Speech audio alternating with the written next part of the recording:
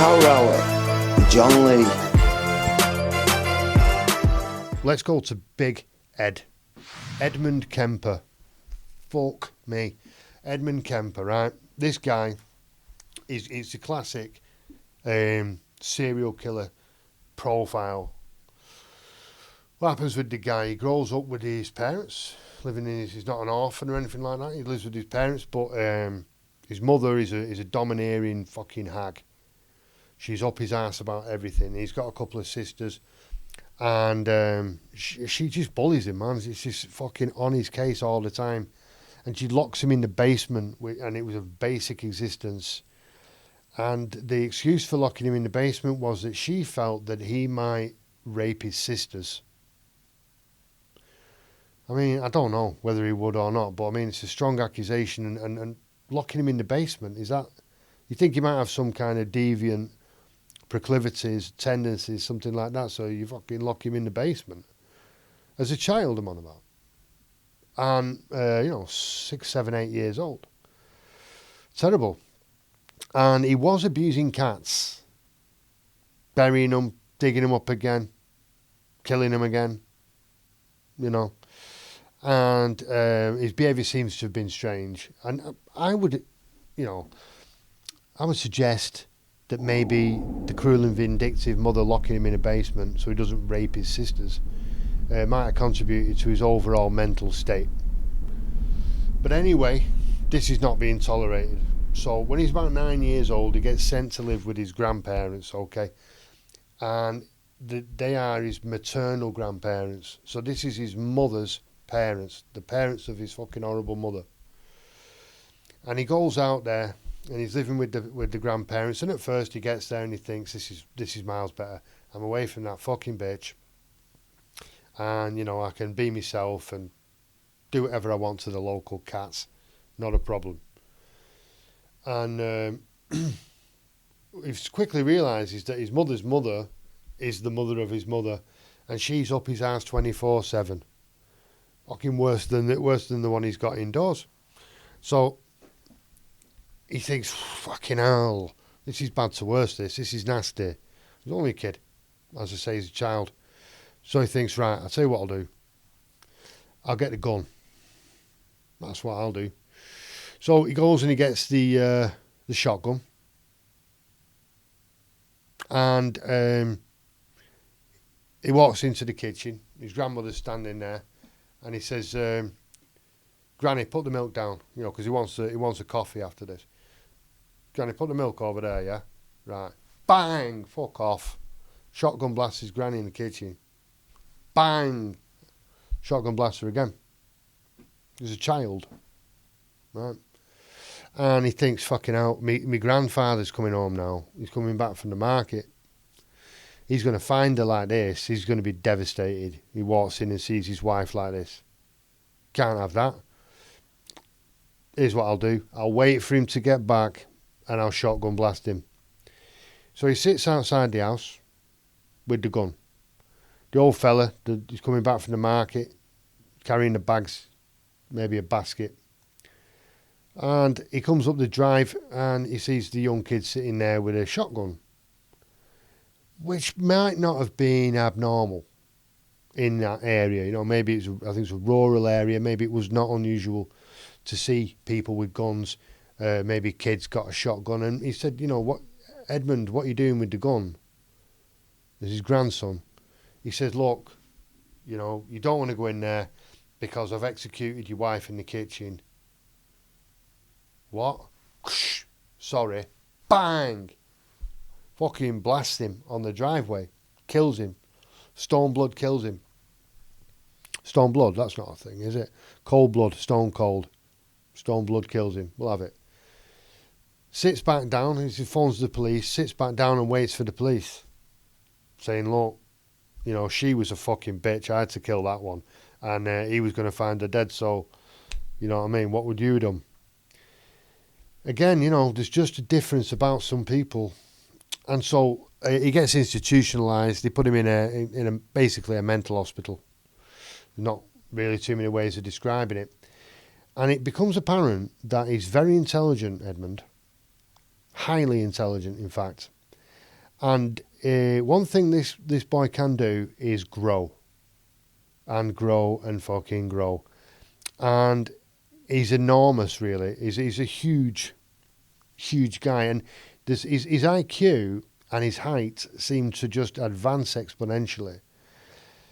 And he kind of ingratiates himself with the academics of the institution, the doctors and the clinical psychologists and all that, and he learns from them. He studies them. He studies their reactions to the things he says and doesn't say. He gets to know their techniques and strategies better than they do, and so they trust him so much through this manipulation that he gets his hands on the tests. They're letting him do filing kind of duties, administration type stuff. And so he's having a peekaroo. All right, nice one. I know what you mean there. Deny it, then admit it. I see what you mean. And he's memorised it all. And so they've given him the test. He gets to 20. I think he's in there until he's 20 years old. And he's memorised all the tests. So they give him whatever test they want and he knows the crack. Been in there for years, man. And so they let him out. And when they let him out, he's 6'9".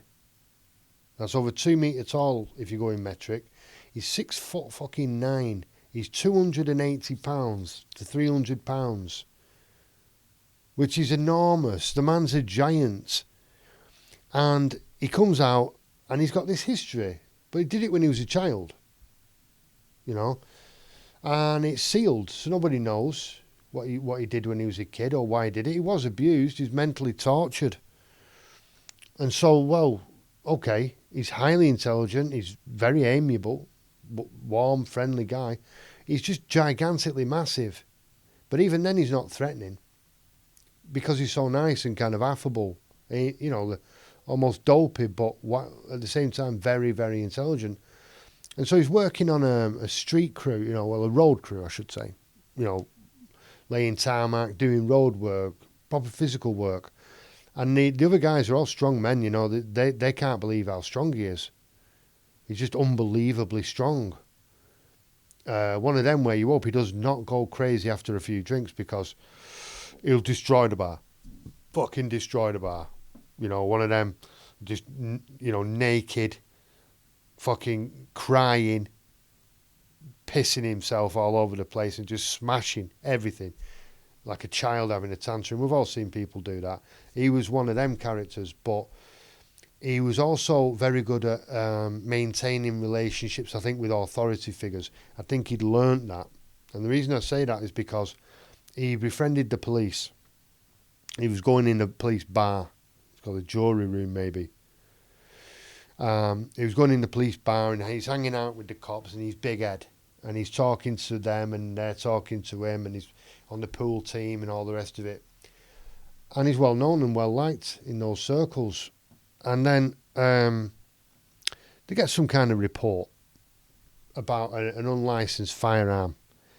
And when they trace the purchase of the gun, it says on the purchasing form that he's 6'9" and nearly 300 pounds. Massive man.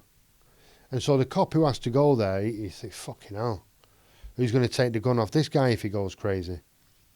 So he drives out there on his own, which is brave.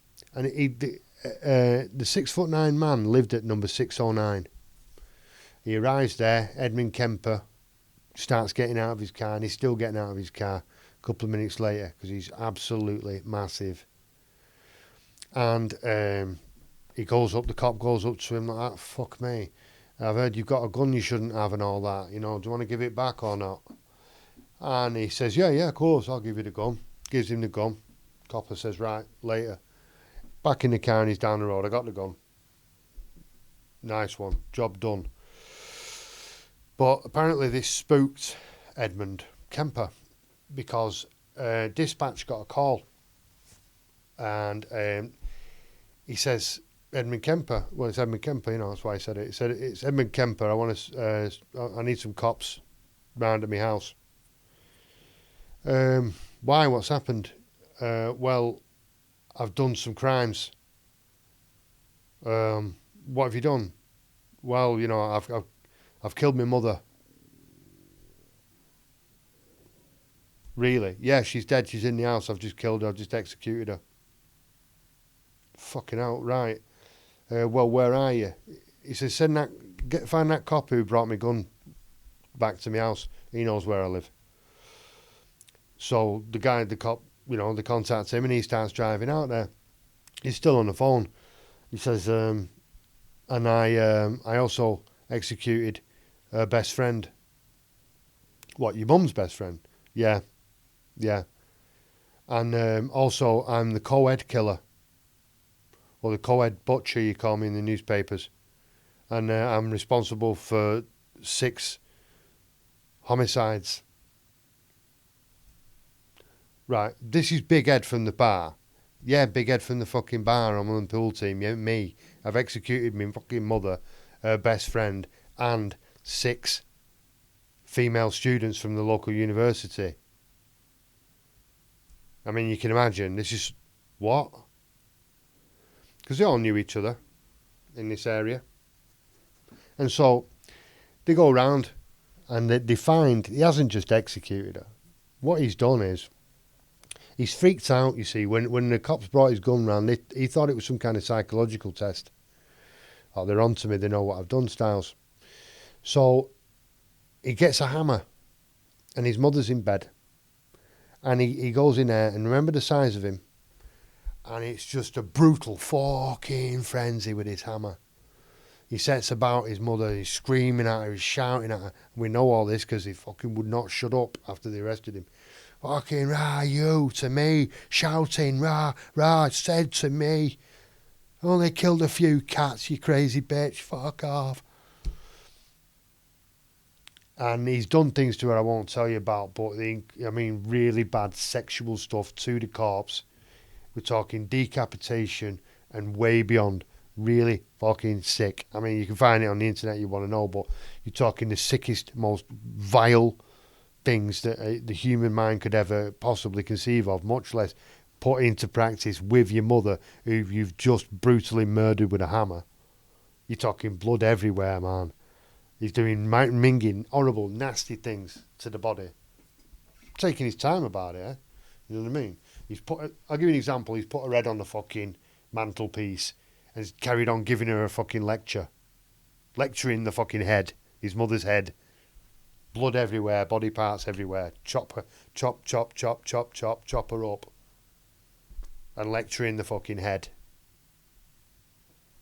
That's got to be up there with the craziest people ever. The most brutal, violent shit you've ever seen or heard.